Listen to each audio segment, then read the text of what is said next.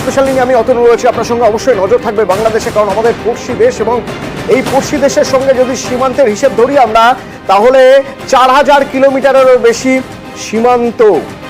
এই সীমান্তের মধ্যে থেকে অন্তত 2000 কিলোমিটার শুধুমাত্র আমাদের রাজ্যে পড়ে সীমান্তে। অত্যন্ত স্পর্শকাতর হয়ে রয়েছে এই সীমান্ত। বিএসএফ এর কড়া নজরদারি রয়েছে এবং সারা পৃথিবী জানতে চাইছে পড়শি দেশ হিসেবে ভারতের অবস্থান কি, ভারত কোন অবস্থান নিচ্ছে। আপাতত ভারতেই রয়েছেন শেখ হাসিনা, সদ্য প্রাক্তন প্রধানমন্ত্রী।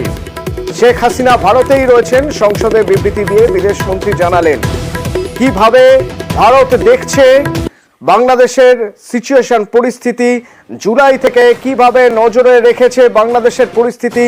প্রথমে একবার শুনে নেব লোকসভায় আজ এস জয়শঙ্কর বিদেশমন্ত্রী কি বললেন বাংলাদেশ পরিস্থিতি নিয়ে, শেখ হাসিনার সেফ শেল্টার নিয়ে।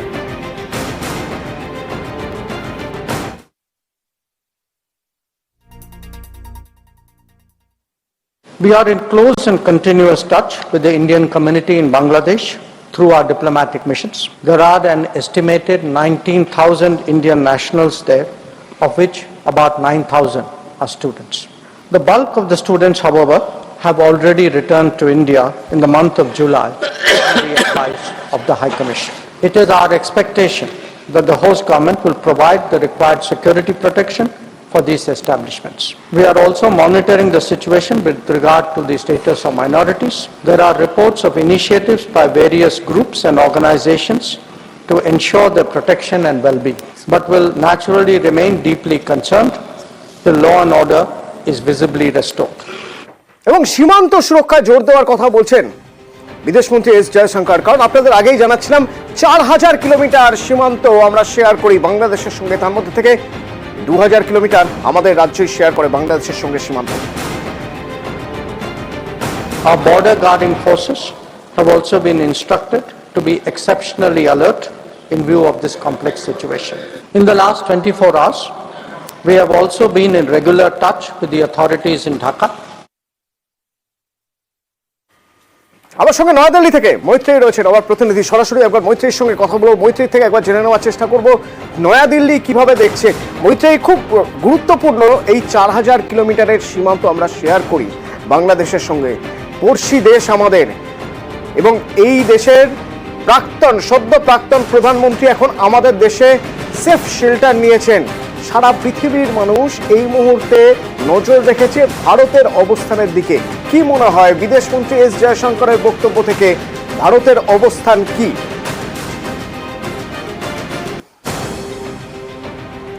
দেখো, বিদেশমন্ত্রী এস জয়শঙ্কর আজকে রাজ্যসভায় বক্তব্য রাখার আগে কিন্তু তিনি সর্বদল বৈঠকে তিনি তার বক্তব্য পেশ করেন এবং সার্বিকভাবে এখনো পর্যন্ত ভারতের যে অবস্থান তা কিন্তু অনেকটাই নিউট্রাল। একদিকে তারা যখন পড়শি দেশ এবং দীর্ঘদিনের বন্ধু, অর্থাৎ দীর্ঘ বছরের বন্ধু বলা যেতে পারে, ভারতের সঙ্গে বাংলাদেশে রয়েছে বন্ধুত্ব এবং শেখ হাসিনার সঙ্গে অত্যন্ত ভালো সম্পর্ক ভারতের সমস্ত শীর্ষস্থানীয় নেতৃত্বের। সেই জায়গায় দাঁড়িয়ে একদিকে যখন শেখ হাসিনা তাকে তার প্রয়োজনীয় সময়টুকু তারা দিতে চাইছেন, অন্তত কিছুটা সময়, যখন তিনি তার পরবর্তী কোর্স অফ অ্যাকশন যাতে ভেবে নিতে পারেন, কারণ পরবর্তী পদক্ষেপ তাকে সিদ্ধান্ত নিতে হবে। যদিও তার ছেলে তিনি গতকালই জানিয়ে দিয়েছেন যে রাজনীতিতে তিনি আর ফিরবেন না, কিন্তু শেখ হাসিনা তিনি কোথায় যাবেন এর পরবর্তীকালে, তার ছেলে থাকেন লন্ডনে, তিনি কি লন্ডনে যাবেন না অন্য কোথাও যাবেন, সেই সিদ্ধান্ত নেওয়ার জন্য কিছুটা সময় ভারতের তরফ থেকে দিয়ে দেওয়া হচ্ছে। যদিও একই সঙ্গে যখন প্রাক্তন প্রধানমন্ত্রীকে ভারত থাকতে দিয়েছে, তার সঙ্গে সঙ্গেই এই পড়শি দেশটা বাংলাদেশের সঙ্গে যাতে সম্পর্কের অবনতি কোনোভাবে খুব না ঘটে যায়, তার কারণ বাংলাদেশের এই মুহূর্তে পালাবদল ঘটছে। আজকে কিছুক্ষণ আগেই বিএনপির চেয়ারপারসন তিনি মুক্ত হয়েছেন, বেগম খালেদা জিয়া তিনি মুক্ত হয়ে এসেছেন, এবং বাংলাদেশের এই পরিবর্তিত পরিস্থিতিতে ভারতের সঙ্গে সম্পর্ক, কারণ ভারতের সঙ্গে যে শুধু কূটনৈতিক সম্পর্ক বাংলাদেশের তাই নয়, বাংলাদেশের সঙ্গে ওতপ্রোতভাবে জড়িত রয়েছে ভারতের সম্পর্ক। সেখানে মানুষের যাতায়াত রয়েছে, পণ্যের যাতায়াত রয়েছে, সেই সব সম্পর্ক অর্থাৎ বাণিজ্যিক, কূটনৈতিক এবং সাংস্কৃতিক সম্পর্কও যাতে ঠিকঠাক থাকে, সেই কারণে কিন্তু এখনো পর্যন্ত বাংলাদেশের এই পরিস্থিতি নিয়ে ভারতের তরফ থেকে কোনো স্টেটমেন্ট কিন্তু ইস্যু করা হয়নি। অর্থাৎ আমরা যেটা যদি তুমি দেখো যে দেখবে আজকে জয়শঙ্কর যখন রাজ্যসভায় তিনি তার বক্তব্য পেশ করছেন, সেটা কিন্তু গোটাটাই ছিল ঘটনা পরম্পরা, যে কি ঘটছে তার একটা ব্যাখ্যা। কিন্তু সেখানে ভারতের অবস্থান কি বা ভারত গোটা বিষয়টিকে কিভাবে দেখছেন সে বিষয়ে কিন্তু কোনো মন্তব্য ছিল না। অর্থাৎ এবং তিনি এটাও উল্লেখ করেন যে গোটা পরিস্থিতির দিকে এবং পরিস্থিতি যেটা ইভলভিং পরিস্থিতি তার দিকে নজর রেখে চলেছে ভারত। ফলে ভারত তার অবস্থান বলা যেতে পারে কিছুটা জল মাপার পরিস্থিতিতে রয়েছে। একদিকে তারা নিউট্রাল অবস্থান রাখছেন, ভারত একদিকে যখন তাদের পুরনো বন্ধুত্বের খাতিরে শেখ হাসিনাকে শেল্টার দিয়েছে, একই সঙ্গে বাংলাদেশ যেখানে নতুন সরকার আসতে চলেছে, যেখানে অন্তর্বর্তীকালীন সরকার ক্ষমতায় আসবে খুব অল্প সময়ের মধ্যে, সেই সরকারের সঙ্গে এবং পড়শি দেশ হিসেবে বাংলাদেশের সাথেও যাতে সম্পর্কের খুব অবনতি না ঘটে যায়, যে সম্পর্ক ছিল সেই জায়গাটাও মেনটেন করার একটা দিকে থাকছে। ফলে এই মুহূর্তে ভারতের অবস্থান কিন্তু বেশ কিছুটা নিউট্রাল। তারা বুঝে নেওয়ার চেষ্টা করছেন যে বাংলাদেশের যে নতুন অন্তর্বর্তীকালীন সরকার আসবেন তারা কিভাবে গোটা বিষয়টা দেখবেন। এবং এখানেই অতনু তোমাকে এখানে মৈত্রী প্লিজ সঙ্গে থাকো। দিল্লি থেকে তোমারই একটা ব্রেকিং নিউজ এই মুহূর্তে আমরা দর্শককে জানাবো, মৈত্রের সঙ্গে ডিটেলে জানবো মৈত্রের থেকে। তবে আপনাদের জানিয়ে রাখি এই মুহূর্তে ব্রেকিং নিউজ, সংসদে বাংলাদেশ ইস্যু নিয়ে জরুরি বৈঠক। যে বৈঠকে যোগ দিতে সংসদে এলেন জাতীয় নিরাপত্তা উপদেষ্টা অজিত ডোভাল। বৈঠক হবে কার সঙ্গে? বৈঠক হবে বিদেশমন্ত্রী এস জয়শঙ্করের সঙ্গে। এস জয়শঙ্কর, অজিত ডোভাল, অত্যন্ত তাৎপর্যপূর্ণ, ভীষণভাবে গুরুত্বপূর্ণ এই সময় এই বৈঠক। যে কথা মৈত্রীর সঙ্গে হচ্ছিল একটু আগে, মৈত্রী ভারতের অবস্থান স্পষ্ট করতে হবে, জরুরি। এখনো পর্যন্ত অবস্থান নিউট্রাল। সেই জায়গা থেকে এস জয়শঙ্কর, অজিত ডোভালের সংসদের এই বৈঠক ঠিক কি নিয়ে কথা হতে পারে, কি হতে পারে এই বৈঠকে, কি মনে হচ্ছে? দেখো অতনু, এখানে আমি আরো একটা জিনিস একটু যুক্ত করার চেষ্টা করব, যে অজিত ডোভাল এস জয়শঙ্করের সঙ্গে কিন্তু এই বৈঠকে উপস্থিত থাকতে চলেছে নিরাপত্তা পরিষদের অন্যতম সদস্য অমিত শাহ। এখনো পর্যন্ত আমরা যেটা জানতে পারছি, অমিত শাহ, অজিত ডোভাল এবং এস জয়শঙ্কর তিনজন খুব গুরুত্বপূর্ণ পার্সন, তারা এই বৈঠকে থাকছেন। এছাড়াও আমরা অল্প কিছু সময়ের মধ্যেই জানতে পারবো যে আর কারা কারা এই বৈঠকে যোগ দিচ্ছেন। কিন্তু এই মুহূর্তের সব থেকে বড় খবর যেটা আমাদের কাছে এসে পৌঁছেছে, সংসদ ভবনে এসে পৌঁছেছেন অজিত ডোভাল এবং একটি অত্যন্ত গুরুত্বপূর্ণ বৈঠক সেটি হতে চলেছে এবং সেই বৈঠক ইতিমধ্যেই শুরু হয়ে গিয়েছে বলে আমরা জানতে পারছি। সেই বৈঠকে এস জয়শঙ্কর যেরকম উপস্থিত রয়েছেন, তার সঙ্গে সঙ্গে অমিত শাহ উপস্থিত রয়েছেন এবং রয়েছেন অজিত ডোভাল।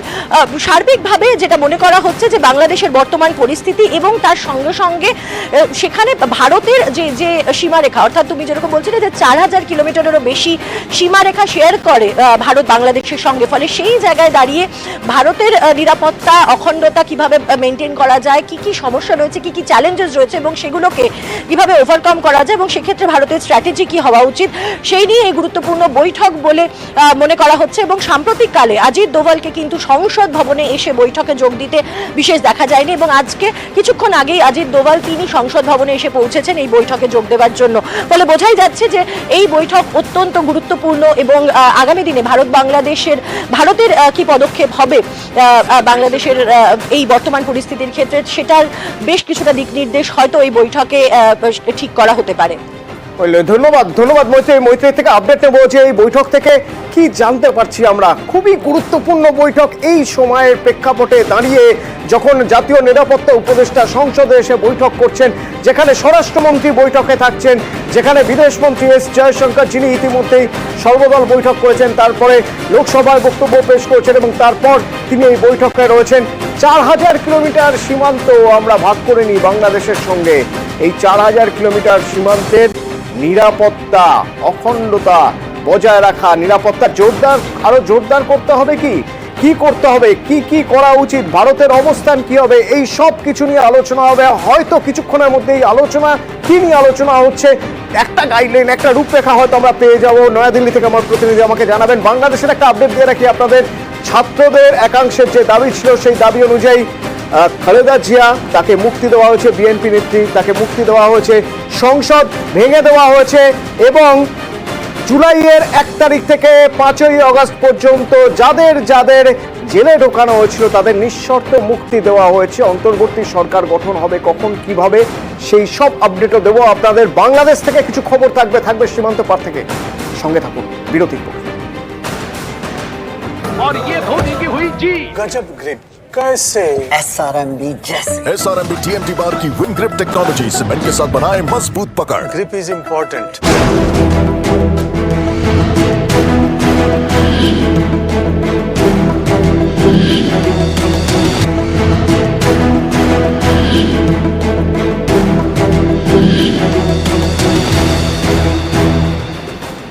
বাংলাদেশের কিছু আপডেট দিয়ে রাখি আপনাদের। বাংলাদেশের একটি হোটেল জ্বালিয়ে দেওয়া হয়েছে, 24 জনের মৃত্যু হয়েছে, জ্বলে গিয়ে 24 জনের মৃত্যু হয়েছে। IT minister, former IT minister, প্রাক্তন আইটি মিনিস্টার বাংলাদেশের, তিনি যখন পালাতে যান তখন তাকে আটকে দেওয়া হয়, ঢাকা বিমানবন্দর থেকে তাকে আটকে দেওয়া হয়। তিনি দেশ ছাড়তে চাইছিলেন, প্রাক্তন তথ্য প্রযুক্তি মন্ত্রী জুনাইদ পলক। শুধু তাই নয়, তার সঙ্গে তার দুজন আধিকারিক, সেই দুজন তথ্য প্রযুক্তি আধিকারিক, তারা নেপালে যেতে চাইছিলেন, তাদেরও বিমানবন্দরে আটক করা হয় এবং তাদের আটকে রাখা হয়, তাদের দেশ ছাড়তে দেওয়া হবে না। এবং এরই মধ্যে আপনাদের জানাচ্ছিলাম একের পর এক খবর আসছে। ঠিক ছাত্রদের একাংশের দাবি মেনে জেল মুক্তি হলো খালেদা জিয়ার।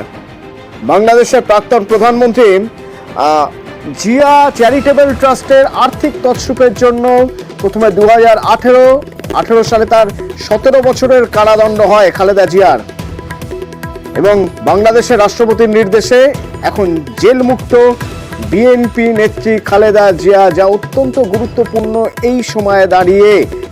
প্রাক্তন প্রধানমন্ত্রী, সদ্য প্রাক্তন মন্ত্রী শেখ হাসিনা সেফ শেল্টারে রয়েছেন ভারতে, আর জেল থেকে ছাড়া পেলেন আরেক প্রাক্তন প্রধানমন্ত্রী খালেদা জিয়া। এবং ছাত্রদের একাংশ, তারা যে অন্তর্বর্তী সরকারের দাবি করছে, সেই অন্তর্বর্তী সরকারের তারা প্রধান হিসেবে নোবেল জয়ী মোহাম্মদ ইউনূসের নাম প্রস্তাব করেছেন। বিশিষ্ট অর্থনীতিবিদ, শান্তিতে নোবেল পেয়েছিলেন, তো বিশ্ব শান্তির জন্য নোবেল পাওয়া সেই মোহাম্মদ ইউনূসের নাম তারা প্রস্তাব করছেন। হয়তো অর্থনীতিবিদ মোহাম্মদ ইউনূসের নেতৃত্বেই সরকার গঠন হতে পারে বাংলাদেশে। ইতিমধ্যেই বাংলাদেশ সেনা মোহাম্মদ ইউনূসের সঙ্গে যোগাযোগ করেছে এবং ইউনূস নিজেও দায়িত্ব নিতে যে খুব একটা তার আপত্তি আছে সেরকম নয়, অন্তত সূত্রের খবর তাই বলছে। এবং এই পরিস্থিতিতে দাঁড়িয়ে সদ্য প্রাক্তন প্রধানমন্ত্রী শেখ হাসিনাকে কড়া আক্রমণ করছেন মোহাম্মদ ইউনূস। হাসিনার বিরুদ্ধে বাংলাদেশের গণতন্ত্র ধ্বংস করার অভিযোগ করছেন নোবেল জয়ী অর্থনীতিবিদ। দাবি করছেন হাসিনা দেশ ছাড়ায় সবাই খুশি। It's a celebration now all over Bangladesh that she has left.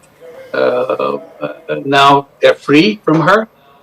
This was something that they're hoping someday will happen. The students made it happen. Demonstration became uglier and uglier because government wanted to shoot at them. They did shoot them, they killed them, continued with them, and then they brought paramilitary. Still, students become larger and larger in number. Now she had to leave the country because of the things that she have done over years. And this is the failure of democracy. She didn't want democracy to be in Bangladesh.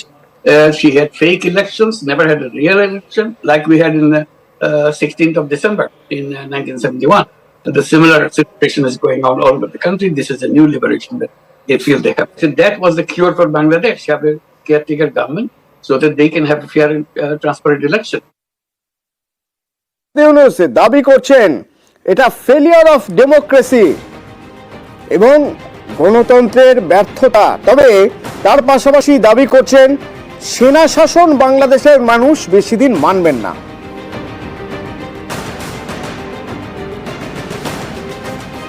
Army rule is always bad, always destroys whatever you got.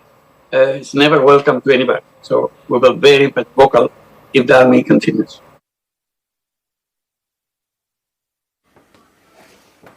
Mohammad Yunus তার দাবি জনমতকে প্রাধান্য দিতেই হবে। In democracy, anybody come in. Trump is getting elected. Everybody hates it. I hate the way he does. doesn't mean that he cannot run the election.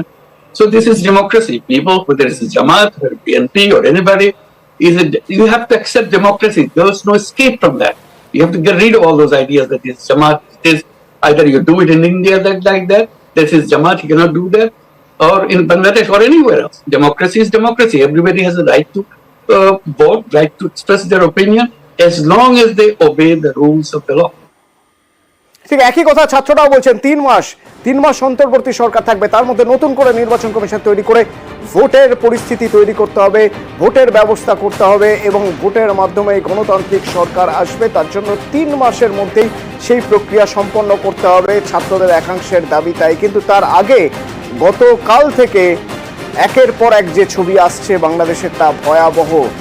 কোথাও আওয়ামী লীগের নেতা, সেই আওয়ামী লীগের নেতার হোটেল জ্বালিয়ে দেওয়া হচ্ছে, আবার কোথাও আগুনে ঝলসে মারা যাচ্ছেন মানুষ।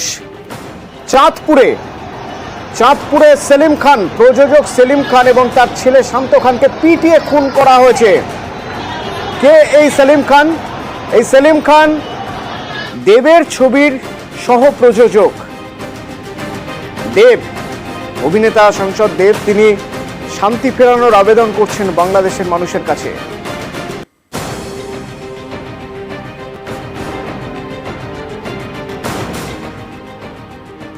বিশ্বাসী হচ্ছিলেন এখন বিচারটা হতে পারে, কিন্তু যখন সত্যি শুনলাম কেন এটা হয়েছে, এটা সত্যি খুব দুঃখজনক। সালিম খান বা ওনার পরিবার নয়, বাংলাদেশে যা দেখছি আমরা কিছুদিন ধরে। আমি এটুকু অনুরোধ করব আপনাদের মাধ্যমে, যারা শুনছেন, বাংলাদেশে যারা এখন শুনছেন আমাদের, আমি উপরওয়ালার কাছে প্রার্থনা করবো যেন বাংলাদেশের শান্তি যেন আবার ফিরে আসে।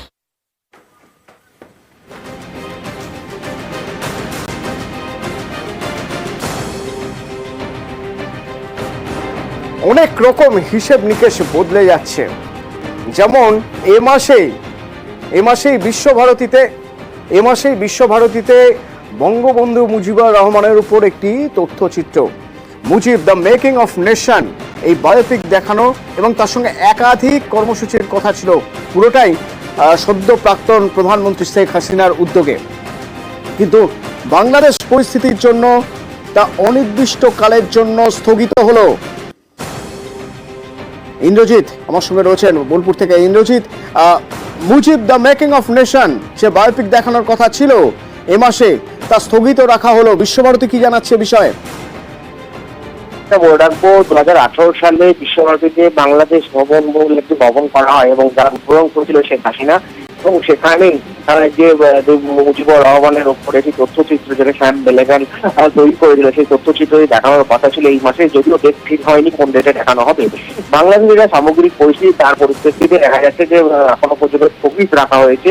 তাই এখন এই মুহূর্তে দেখানো হবে না, পরবর্তী সময় হয়তো দেখানো হবে। কিন্তু এই মুহূর্তে সম্পূর্ণভাবে বাংলাদেশে যে কার্যকলাপ চলছে তার জন্যই কিন্তু ভারতবর্ষে যেখানে বিশ্বভারতী যেখানে বাংলাদেশ ভবন রয়েছে, সেখানে কিন্তু শ্যাম বেলেগালের যে তৈরি মুজিবুর রহমানের উপর যে তথ্যচিত্র, সেই তথ্যচিত্র কিন্তু সম্পূর্ণভাবে বন্ধ রাখা হলো।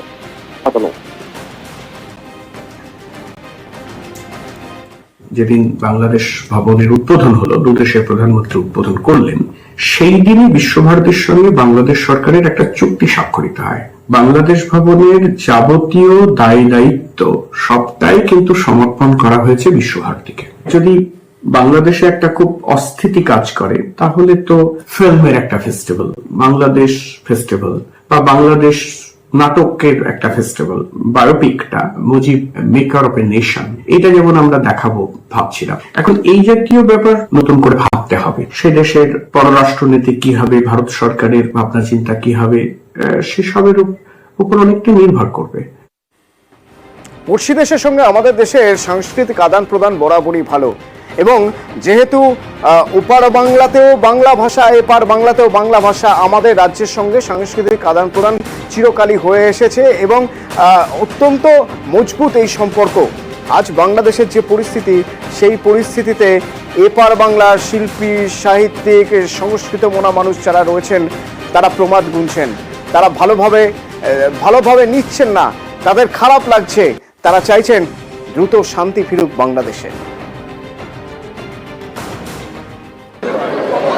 একটাই প্রার্থনা যে তাড়াতাড়ি শান্তি ফিরে আসুক এবং সব সম্প্রদায় সেখানে শান্তিতে বাস করুক। এখনো রক্তক্ষয় চলছে, সেটা আমাদের পক্ষে খুব উদ্বেগের বিষয় এবং আমরা খুবই দুশ্চিন্তা করছি করে আমাদের অনেক আপনজন আছে, অনেক চেনা জানা মানুষ আছেন, অনেক বন্ধু বান্ধব আছেন, তারা কেমন আছেন, কে কেমন আছেন তা নিয়ে খুব উদ্বেগ সবসময় বোধ করি। কাজে এটা অরাজকতার পরিস্থিতি তৈরি হয়েছে, এখন সেটা যত তাড়াতাড়ি কাম ডাউন করে, যত তাড়াতাড়ি শান্ত হয় সব কিছু, আবার একটা নতুন ছন্দে, পুরোনো ছন্দে ফিরে আসুক সব। জীবনীয় নয়, কেননা লুটপাট চলছে, নানা রকম চলছে, এটা উচিত নয় এটা হওয়া। এটা নিশ্চয়ই পুলিশ এবং প্রশাসন দেখবে যে কীভাবে এটাকে নিয়ন্ত্রণে আনা যায়।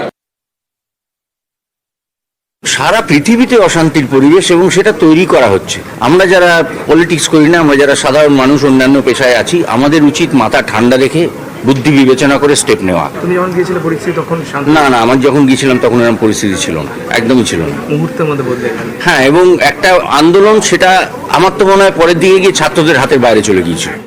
ইন্টারনেট আমাদের বাংলাদেশ সম্পর্কে যা যা ইনফরমেশন দিচ্ছে তার ভিত্তিতে অনেকে মত পোষণ করছেন, মত গড়ছেনও। প্রচুর মেঘ থাকলে পরিষ্কার আকাশ যেমন দেখা যায় না, মেঘ কেটে যাওয়া পর্যন্ত অপেক্ষা করতে হয়।